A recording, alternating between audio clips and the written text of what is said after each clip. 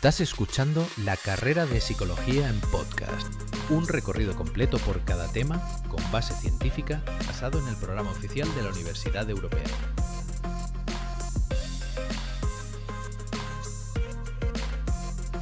Bienvenidos a esta exploración de los orígenes de la psicología como ciencia. Hoy nos metemos de lleno en dos escuelas pioneras, y además rivales, el funcionalismo y el estructuralismo. Y la idea es, desentrañar qué defendía cada una y por qué ese enfrentamiento fue tan importante, ¿no? Sí, fue un momento clave, sin duda. Empecemos, si te parece, por el funcionalismo, que, por lo que entiendo, no era tanto una escuela formal, sino más bien una forma de ver y hacer psicología, ¿no? Muy centrada en la utilidad, en el para qué sirve la mente. Exacto.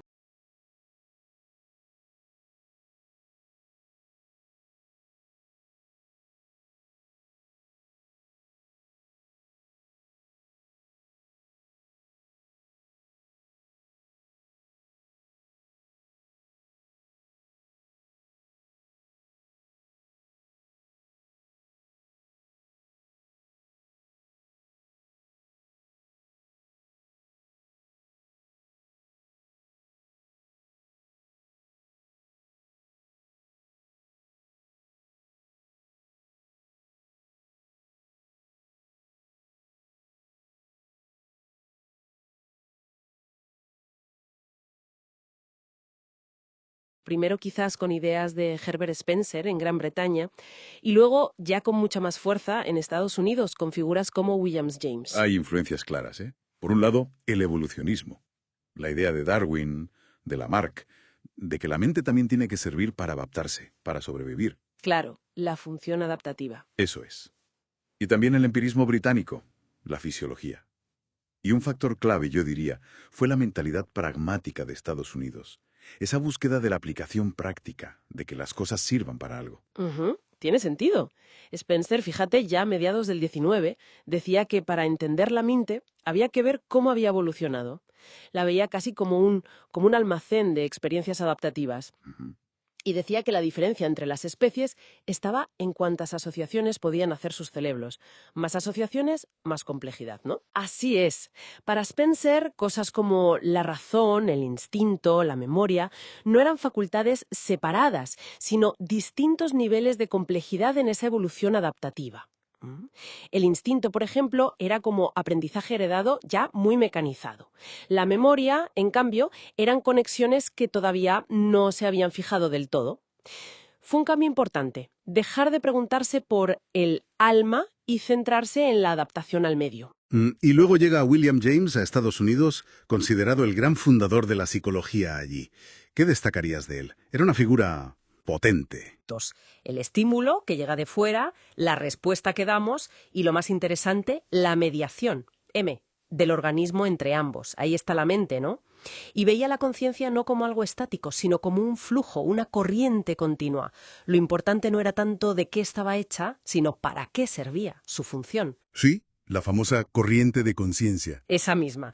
Y desarrolló la primera teoría psicológica del yo empírico, distinguiendo un yo material, nuestro cuerpo, posesiones, un yo social, cómo nos ven los demás, y un yo espiritual, nuestra conciencia interna. Y su idea de la autoestima, que me parece genial.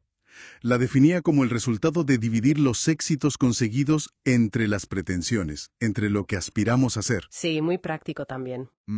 O la teoría de las emociones, que es, contraintuitiva total.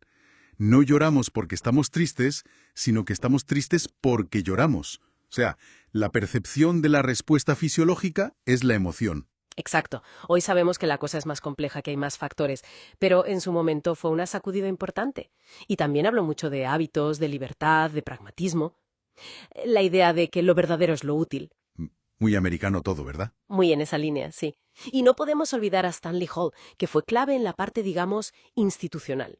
Creó el primer laboratorio experimental en Estados Unidos, la primera revista de psicología americana allá por 1887. La APA.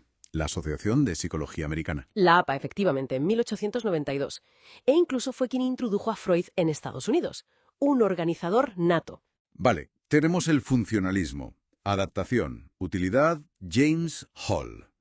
Pero frente a esto surge el estructuralismo. ¿Cuál era su planteamiento? radicalmente distinto por lo que parece. Totalmente distinto. El estructuralismo, con Edward Titchener como figura principal, un inglés que importó las ideas de Wundt, pero a su manera, se obsesionó con el contenido de la mente. Creían que la mente estaba formada por elementos básicos como sensaciones, imágenes, afectos, y que para entender cómo funciona algo, primero hay que saber de qué está hecho, cuáles son sus partes. La estructura era lo primordial. Como desmontar un reloj para ver las piezas antes de entender cómo da la hora. Buena analogía, sí. Su meta era encontrar los átomos de la conciencia, las sensaciones elementales puras. ¿Y cómo pretendían encontrar esos átomos? Porque suena difícil, entrenado de los propios estados mentales. Pedían a los sujetos que describieran sus experiencias conscientes de la forma más básica posible. Como, por ejemplo, Pues si veían una manzana, no debían decir «veo una manzana», porque eso ya es una interpretación basada en la experiencia previa. Debían describir las sensaciones puras. Veo algo redondo, rojo, con cierto brillo. describir los elementos sensoriales crudos. Uf, qué complicado. Muchísimo. Titchener insistía en eso. Describir las sensaciones elementales y cómo se asociaban, sin teorizar sobre la función. Para él, no había facultades superiores como el pensamiento o la voluntad. Todo, al final, se reducía a combinaciones de sensaciones. Pero claro, eso de la introspección suena muy subjetivo, ¿no? ¿Cómo garantizabas que lo que describía una persona era lo mismo que describía otra? O que la propia descripción no alterara la experiencia. Ese fue exactamente su gran problema. El talón de Aquiles del estructuralismo. La introspección es inherentemente subjetiva. Varía muchísimo entre personas, depende de la habilidad para verbalizar. Y de la honestidad, supongo. También. A pesar de todo, Titchener la defendió como la única vía científica y experimental para la psicología. Incluso creó su propio grupo, los experimentalistas, porque consideraba que la APA, fundada por Hall, era demasiado funcionalista, demasiado aplicada. O sea que tuvimos un choque en toda regla. Estudiamos para qué sirve la mente o de qué está hecha. ¿Función o estructura? Exacto. Un debate central en los primeros años de la psicología científica.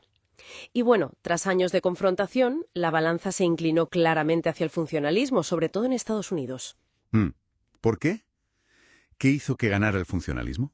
Pues encajaba mucho mejor con esa visión práctica, con el pragmatismo americano que comentábamos.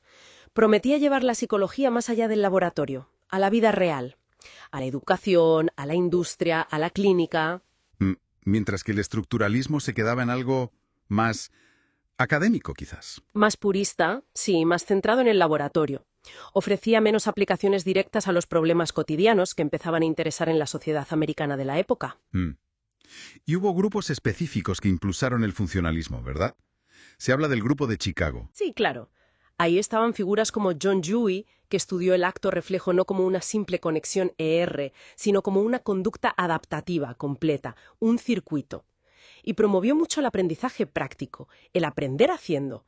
Y James Angel, que intentó sistematizar las ideas funcionalistas basándose más en la observación directa de la conducta, lo que ya lo acertaba un poco al conductismo que vendría después. Y también el grupo de Columbia, que parece que era aún más práctico.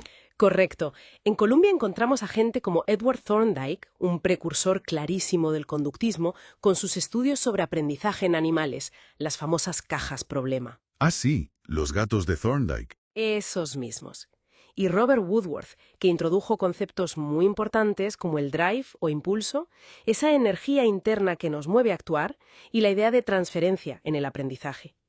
Y James McIntyre, un gran defensor de la psicología aplicada y los test mentales. Muy bien. Creo que el panorama queda bastante claro. Recapitulando muy rápido. Funcionalismo, enfocado en el para qué de la mente, su adaptación, su utilidad, figuras clave. Spencer, James, Hall, Dewey. Y el estructuralismo, centrado en el qué de la mente, sus elementos básicos, su estructura, liderado por Titchener y basado en la introspección analítica. Y el funcionalismo acabó imponiéndose, sobre todo en Estados Unidos, por ser más aplicable, más conectado con esa mentalidad pragmática. Exacto, y fue impulsado por figuras y grupos que realmente buscaron llevar la psicología a resolver problemas concretos. Y para terminar, una reflexión quizás para quien nos escucha. Aunque estas escuelas como tales ya no existan, ¿De qué manera creen que esa tensión de fondo, esa pregunta sobre si es más importante entender cómo funciona la mente o de qué está hecha, sigue presente hoy en día? Es una buena pregunta. Quizás se ve en debates entre distintas terapias, o entre la neurociencia más dura y la psicología cognitiva. Ujú. O incluso en cómo pensamos sobre nuestra propia conciencia en el día a día. Una idea interesante para seguir dándole vueltas. Desde luego. Esto fue La Carrera de Psicología en podcast. Suscríbete para seguir aprendiendo.